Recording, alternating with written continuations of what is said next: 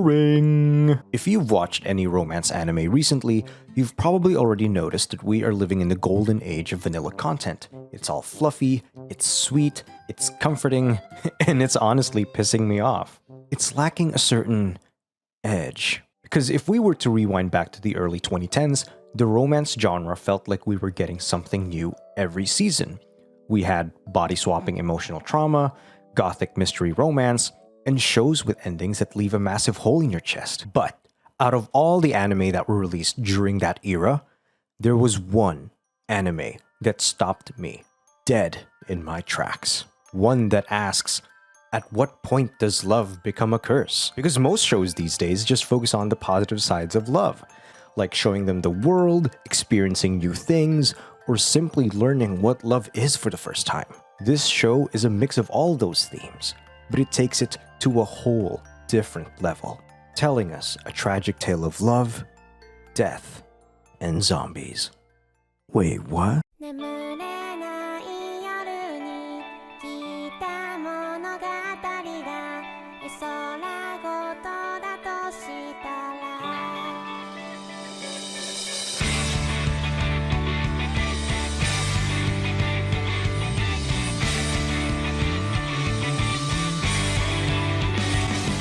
For those who don't know, Sankarea originally aired back in spring 2012, standing as one of the few shows brave enough to take a hyper-specific niche like zombies and build an entire romance around it. Normally, traditional media treats zombies as mindless flesh-eating horrors, mostly using them as plot devices meant to show how the real monsters are humans all along kind of trope. But here, zombies aren't just monsters used to tell a different story, but are the actual byproducts of human love gone wrong. We usually think of love as something inherently good, but that isn't always the case. Love can also twist into something far darker, something that can even act as a curse on someone. The show starts by introducing us to our main character. Chihiro is a weird high school kid with a fascination for zombies and zombie-related media. At a very young age, ever since his mother died, he has had an unexplainable attraction to the undead. In fact, his ultimate dream isn't to get a normal girlfriend. His dream is to one day meet and date a zombie girl. Not gonna lie, I kinda get it. But despite his bizarre fantasies, Chihiro lives a surprisingly quiet life at his town's local shrine, living alongside his family, including their weird-looking cat, Babu. Babu is a small cat that they adopted right after Chihiro's mom passed away. But he's not just a cat. Just like any other pet, he's a precious family member, a comforting presence that his family needed in their time of grief. But sadly,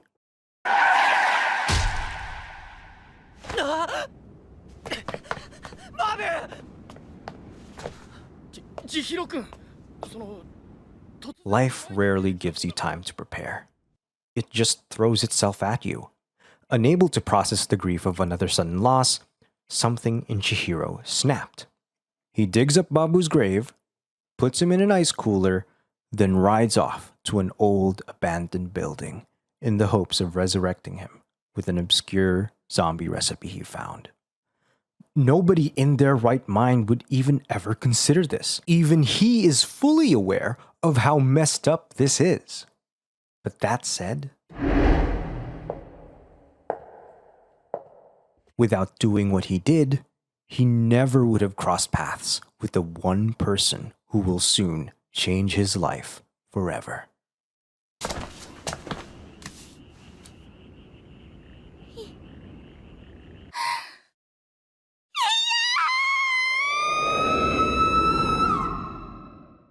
Enter Rhea.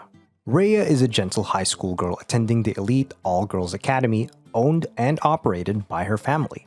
Because of her status, she's practically royalty to her peers, an unreachable flower that can only be admired from a distance. And Rhea's father wants to keep it that way, because what people don't know is that ever since Rhea was born, her father, Danichiro, has been obsessed with keeping her pure. She couldn't have pets, she couldn't make friends, and her life was constantly being micromanaged. Anyone who stepped out of line, on purpose or not, was instantly dealt with. So, despite being born in an extremely privileged family, her life is anything but enviable.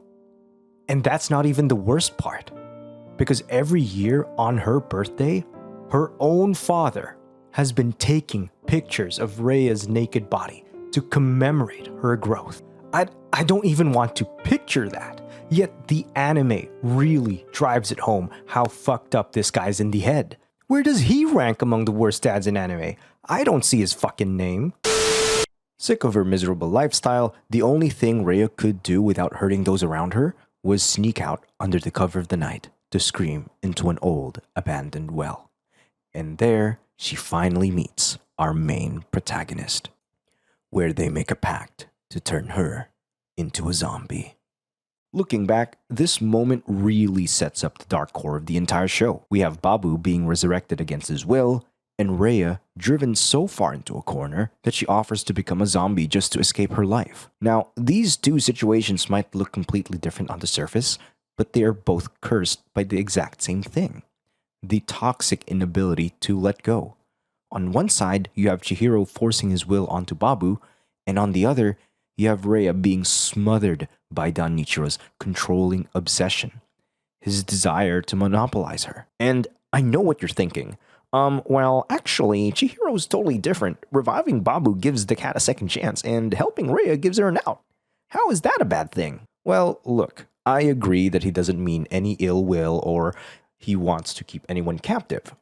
But this show cruelly reminds you that good intentions don't shield you from consequences. Because yeah, the potion did work on Babu, and yeah, Rhea did manage to get away from her father. But the circumstances surrounding it are nothing short of cruel. Because what happened was, despite their best efforts, the potion seemingly showed no signs of working. Chihiro then decides to just give up and finally let Babu rest. Knowing that this might be their last time seeing each other, Rhea secretly pockets a small vial of the lethal potion before sharing a quiet final moment with Chihiro as they head home. But when Rhea got home, she was greeted by an angry Danichiro. The jig was up. He physically punishes Rhea, then later forbids her from ever setting foot outside ever again. Unable to bear it any longer, she drinks the potion in the hopes of an eternal slumber, only to wake up the next morning. That same day, she learns that her father has plans on dealing with Chihiro. Rhea sneaks out again and races along a cliffside shortcut to warn him, but Danichiro corners her. Before he could even forcefully drag her back, a zombified Babu leaps from the shadows, revealing that the potion did work. As Rhea's mind was still processing everything, her father swings for the cat. Rhea instinctively shields Babu, taking the blow, plunging off the cliff, giving us one of the most iconic scenes in the entire show.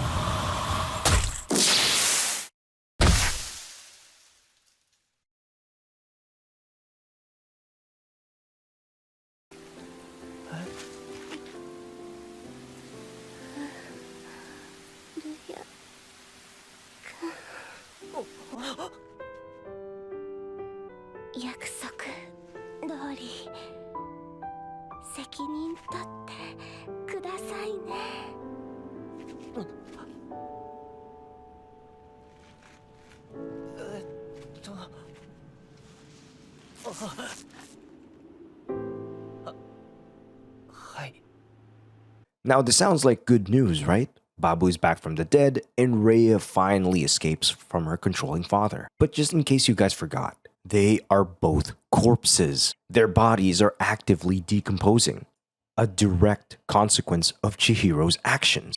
They can't even eat or digest food anymore.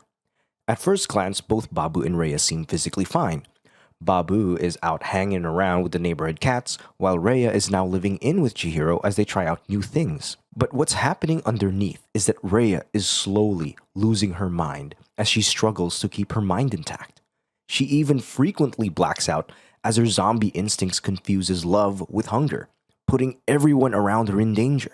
And if you read the manga, it wasn't just Rhea. It was also revealed that even Babu was losing control every night actively hunting and eating the local neighborhood cats. So, for the rest of the series, Chihiro is forced to manage all of these horrifying issues just to prolong their life together, even if it's only for a little bit. A never-ending cycle. And it was at this point I realized this story was never going to have a happy ending, because even Rhea herself knows that her time and their love is doomed. The series climaxes with Rhea's repressed emotions finally exploding. She attacks the very people she holds dear, completely consumed by her instincts and confused about who or what she's craving the most.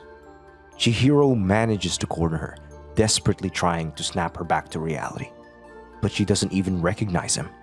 Left with no other choice, he throws himself into harm's way and kisses her.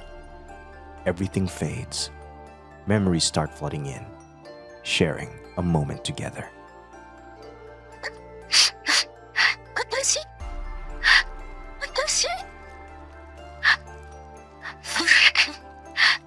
私もずっ